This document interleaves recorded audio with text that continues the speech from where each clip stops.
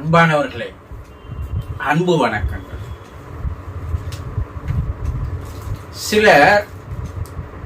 சில கேள்விகளை கேட்டிருக்கிறார்கள். ஒருவர்,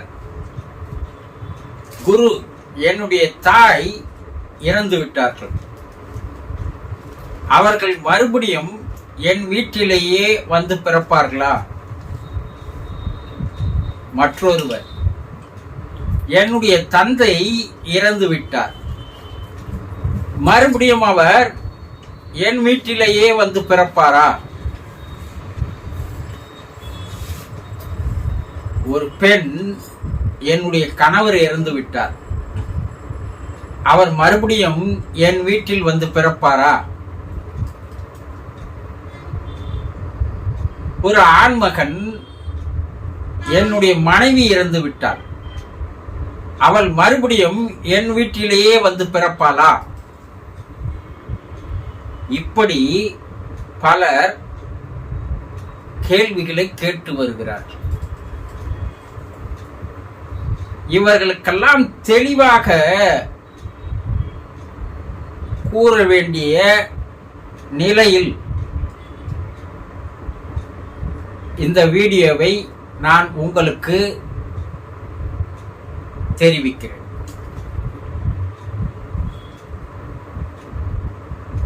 நீங்கள் வாழும்பொழுது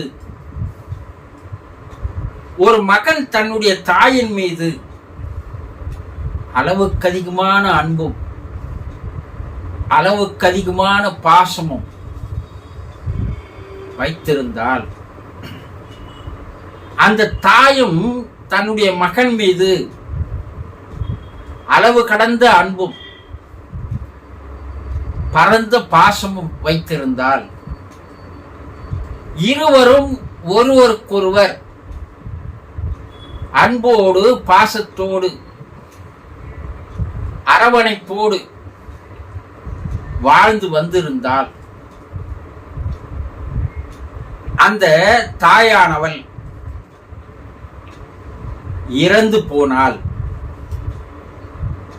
அந்த தாய் மறுபடியும் அந்த வீட்டில் தான் வந்து பிறப்பாள்.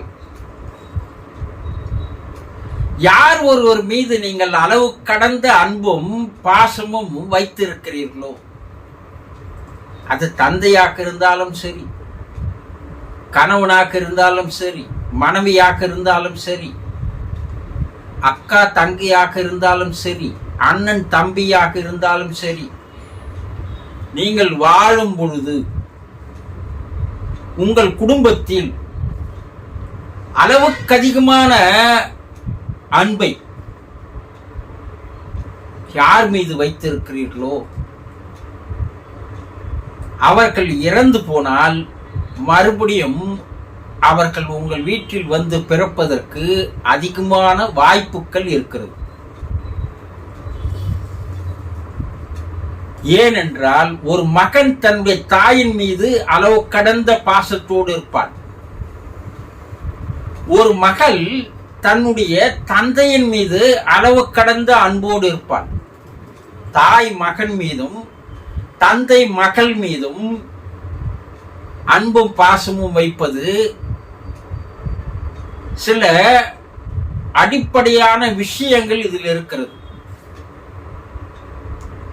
அதே போல ஒரு கணவன் மனைவி மீதும் மனைவி கணவன் மீதும் அளவுக்கு அதிகமாக அன்பு வைத்திருப்பது, ஒரு அக்கா தன்னுடைய தம்பி மீது அளவு கடந்தமான அன்பு வைத்திருப்பது, ஒரு அண்ணன் தன்னுடைய அக்கா மீது தங்கை மீது அளவு கடந்தமான அன்பை வைத்திருப்பது என்பது சில குடும்பங்களில் நடந்து வருவது. அப்படி நீங்கள் யார் மீது அதிகமான அன்பு வைத்து பல காலம் வாழ்ந்து வருகிறீர்களோ, அவர்கள் இறந்து போனால், அவர்கள் மறுபடியும் உங்கள் குடும்பத்திலேயே வந்து பிறக்க வேண்டும் என்ற எண்ணம் உங்களுக்கு ஏற்படுமையானால், உங்களுடைய எண்ணம் வலுவாக, ஆழமாக, ஆணித்தரமாக, அழுத்தமாக இருக்குமேயானால் அந்த எண்ண அலைகள், அதனுடைய ஃப்ரீக்குவன்சி,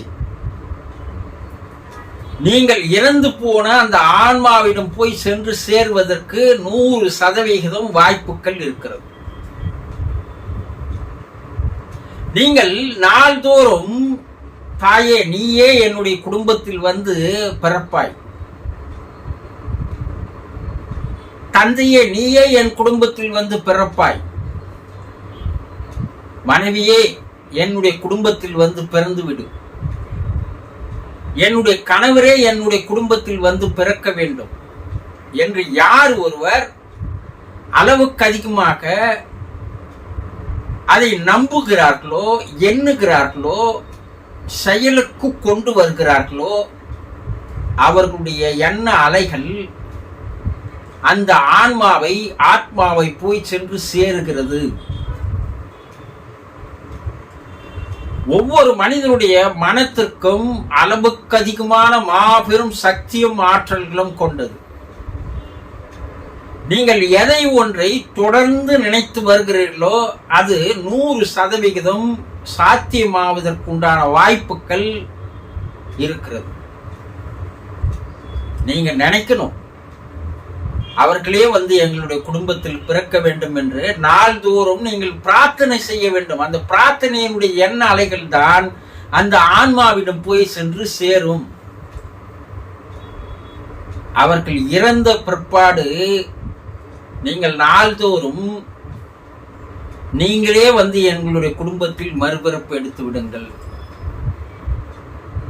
அந்த அன்பை எங்களுக்கு திருப்பி தாருங்கள், நீங்கள் இல்லாமல் எங்களால் வாழ முடியாது, ஆகவே நீங்கள் வந்து எங்களுடைய குடும்பத்தில் மறுபடியும் பிறப்பெடுங்கள் என்று நாள்தோறும் நீங்கள் பிரார்த்தனை செய்து வர வேண்டும்.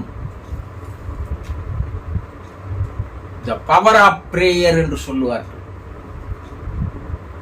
அந்த பிரார்த்தனைக்கு அதீதமான சக்தி உண்டு, சாதிக்கக்கூடிய வல்லமை உண்டு.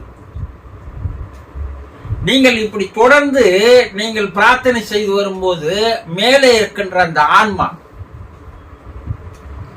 இறைவனிடம் போய் கேட்கிறது, இறைவா மறுபடியும் என்னுடைய குடும்பத்திலேயே என்னை பிறப்பெடுப்பதற்கு சந்தர்ப்பத்தை, வாய்ப்பை தந்துவிடும் என்று அந்த ஆன்மா அந்த இறைநிலையிடம் பிரார்த்தனை செய்கிறது. அந்த இறைநிலையிடம் பிரார்த்தனை செய்வதற்கு நீங்கள் தொடர்ந்து பிரார்த்தனை செய்து வருவது அதற்கு ஒரு ஊக்க சக்தியாக, உற்சாகத்தை தருகிறது. அப்ப அந்த ஆன்மா இறைநிலையிடம் பிரார்த்தனை செய்கிறது. இறைநிலையும் அதனுடைய கோரிக்கையை நிறைவேற்றி வைக்கிறது என்று ஆவி உலக ஆராய்ச்சிகள் இன்று தெளிவாக எடுத்து கூறுகிறது. அப்ப அதே குடும்பத்தில் ஒரு தாய் இறந்து போயிருந்தால் அந்த மகனுக்கு அந்த தாய் மகளாக வந்து பிறக்கிறார். ஒரு தந்தை இறந்து போயிருந்தால் அந்த தந்தையினுடைய மகளுக்கு அந்த தந்தை மகனாக வந்து பிறக்கிறார். ஒரு கணவன் இறந்து போயிருந்தால் அந்த தம்பதிக்கு இருக்கின்ற மகனுக்கு மகனாக அவரே வந்து பிறக்கிறார், பேரனாக. இப்படி அதே குடும்பத்தில் வந்து அவர்கள் பிறப்பதற்கு 100% வாய்ப்புகள் உண்டு. அது எப்ப நடக்கும்? அந்த ஆன்மா ஓராண்டுக்கு பிற்பாடுதான் உங்களுடைய குடும்பத்தில் வந்து அது பிறப்பெடுப்பதற்கு வாய்ப்புகள், சந்தர்ப்பங்கள் அமைந்தால் பிறப்பெடுத்துவிடும். அங்கே அந்த குடும்பத்தில் ஒரு திருமணமான தம்பதியருக்கு கருத்தரிக்கின்ற வாய்ப்பு, சந்தர்ப்பம் இருக்க வேண்டும்.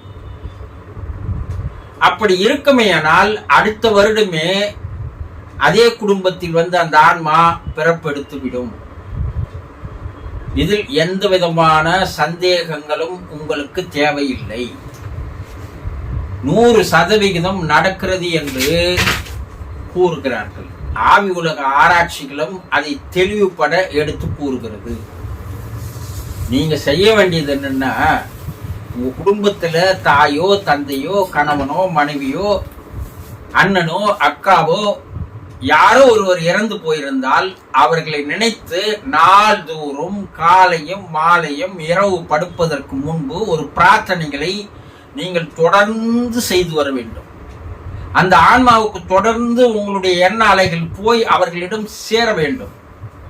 அப்போதுதான் அவர்கள் இறைவனிடம் மறுபடியும் என்னுடைய குடும்பத்திலேயே என்னை எடுத்து போய் சேர்த்து விடுங்கள் என்று இறைவனிடம் கேட்டு வருவதற்குண்டான வாய்ப்புகள் இருக்கிறது என்றும், அவ்வாறு பல குழந்தைகள் பிறந்திருக்கிறது என்றும் நிரூபிக்கப்பட்டிருக்கிறது. ஆக உங்களுடைய பிரேயர் தான், உங்களுடைய பிரார்த்தனை தான் உங்களுடைய விருப்பத்தை எண்ணத்தை நிறைவேற்றி வைக்கும். புரிந்து கொண்டீர்களா? சந்தோஷம்.